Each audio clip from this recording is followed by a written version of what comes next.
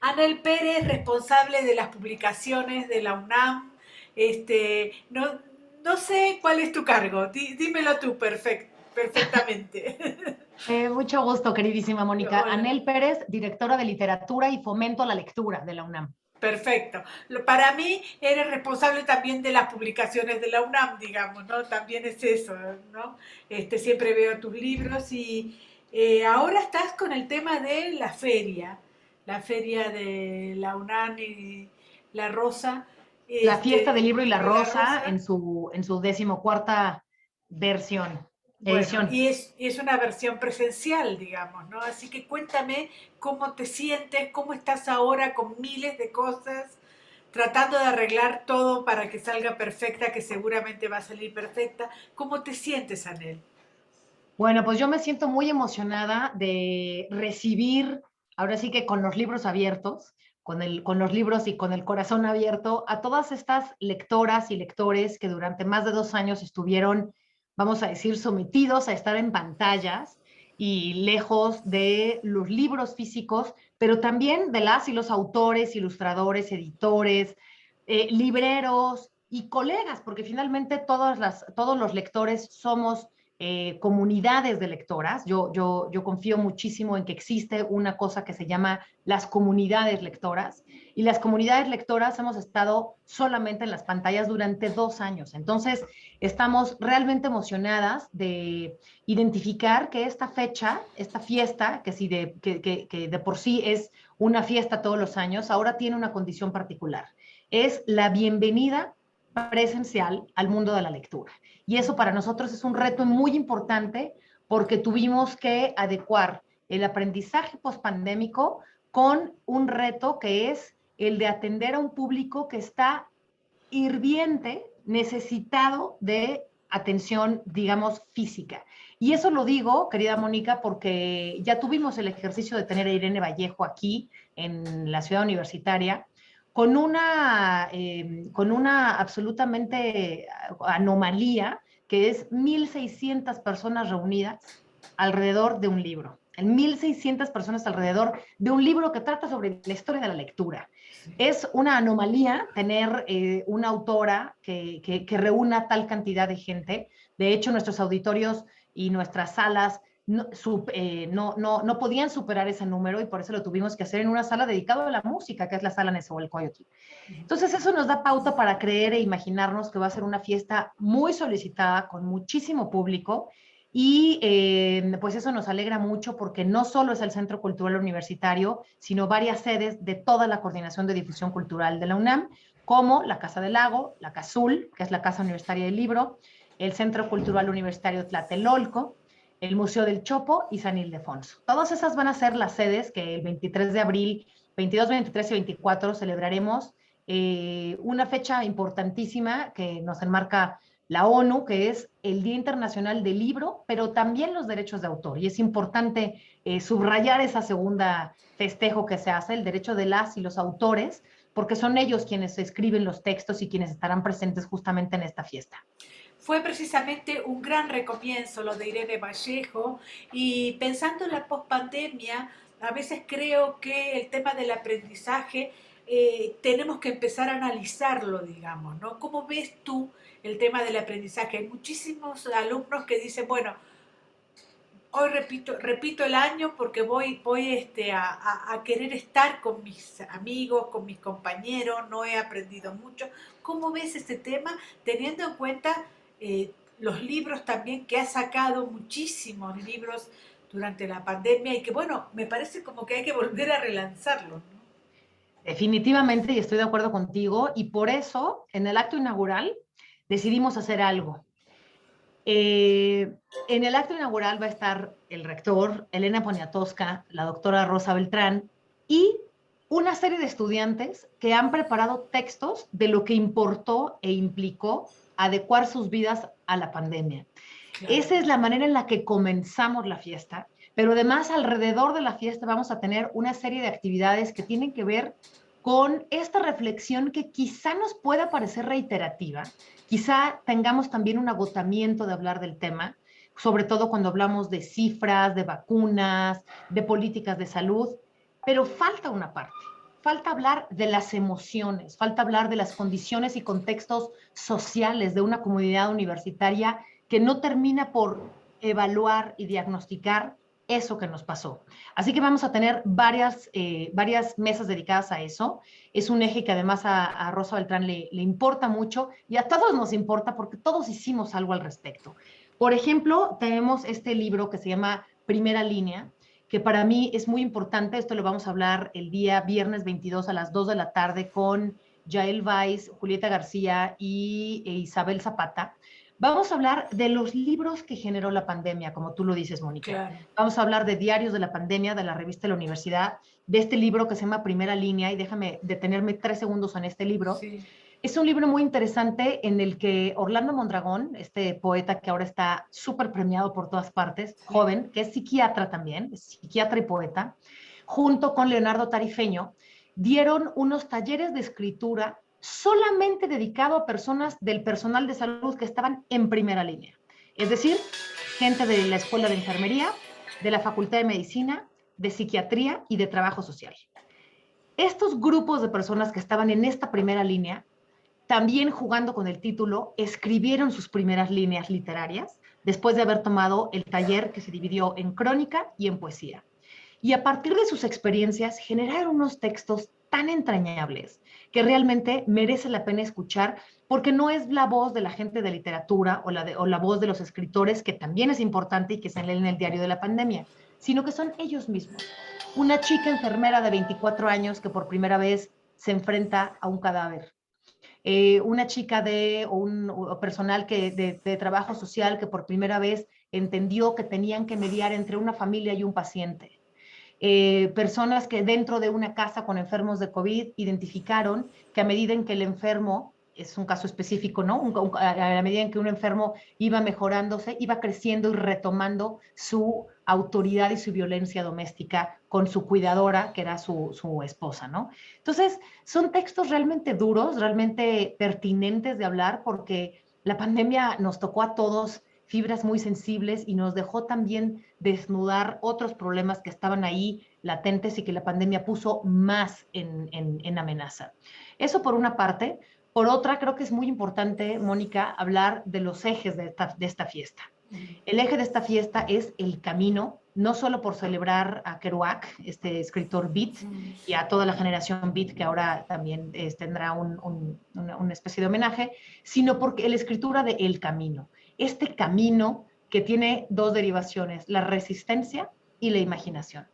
La resistencia, como ya dije, porque es la palabra que creo que define mejor eso que nos ha ocurrido como sociedad en los últimos 2 años, y también porque la resistencia nos convoca a pensar en la resistencia femenina, en la resistencia de las lenguas originarias, en la resistencia de una sociedad que resiste todavía esta violencia de todos los días, ¿no? Ahora pienso en Rosario Ibarra y pienso en las buscadoras, desde luego también tendremos una mesa sobre el tema. Entonces, la resistencia como esa manera de describir eso que nos ocupa ahora como sociedad, no nada más en la pospandemia, y la imaginación, también como una salida utópica, pero también útil, como esta herramienta literaria que tenemos para poder tomar el camino hacia esta utopía de un mundo mejor, ¿no? Entonces, estos son los ejes, el camino hacia la resistencia y la imaginación.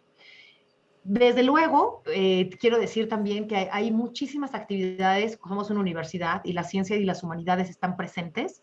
Hay mucha divulgación de la ciencia que creo que formó la pandemia, y sigo respondiendo a tu pregunta de qué es este efecto que nos pasó. La lectura entre los consumos culturales, y esto lo digo porque ha habido varias encuestas de cómo hemos sobrevivido y resistido justamente la pandemia, y nos queda claro que el arte fue un recurso de supervivencia vital.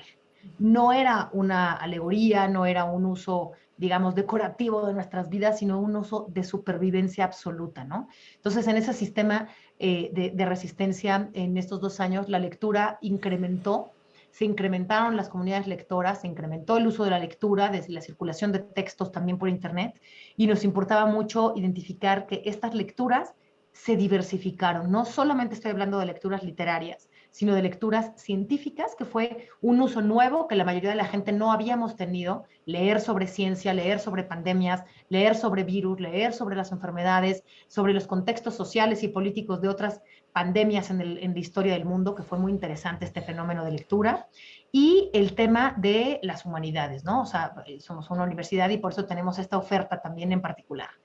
Quiero decir que también ahora vamos a tener 2 foros nuevos dedicados exclusivamente a las infancias que sufrieron mucho en este periodo y que ahora están de regreso con una necesidad urgente de estar también en sus comunidades lectoras. Así que hay un foro que se llama Hans Christian Andersen, no solo en nombre de uno de los grandes autores de la literatura infantil, sino del premio Hans Christian Andersen, que es uno de los que nos recuerda que esta literatura debe tener también un peso importante en las fiestas del libro y en los festivales literarios. Y el otro foro es el Astrid Lindgren, que es esta mujer autora de Pipis Medias Largas, sueca, que además escribió con una precocidad de feminismos, con esta figura de una niña que es súper poderosa, que es huérfana y que casi todo lo puede sola, una niña independiente, ¿no? Entonces, estos 2 foros me importa también socializarlos contigo, Mónica, y hablar de que la ilustración va a estar también muy presente. Vamos a tener esta exposición que normalmente está en la FIL Guadalajara, que es Iberoamérica Ilustra, para festejar también todas las posibilidades narrativas que tiene la ilustración. Perfecto. La pandemia que todavía sigue, esta es la última pregunta, ha dejado también algunas cosas positivas, como transmitir por Zoom a mucha gente que no está dentro de México, que está lejos de la ciudad. ¿Esto va a seguir en la Feria del Libro de Milano, de la Rosa? Sí, lo que decidimos es una palabra que tampoco usábamos mucho y que ahora usamos mucho, que es lo híbrido, Lo ¿no? híbrido. Esta palabra Claro. que le hemos robado a la ciencia. Y esto híbrido es la invitación a que eso que esté en presencial se transmita también en digital. Vamos a tener algunas, no todas las presentaciones, pero varias presentaciones que se van a transmitir de forma, digamos, muy formal por TV UNAM, y esa señal de televisión también vamos a tenerla en diferentes redes sociales como Facebook, de Literatura UNAM, de Libros UNAM y de Cultura UNAM. Entonces vamos a tener algunas de estas presentaciones.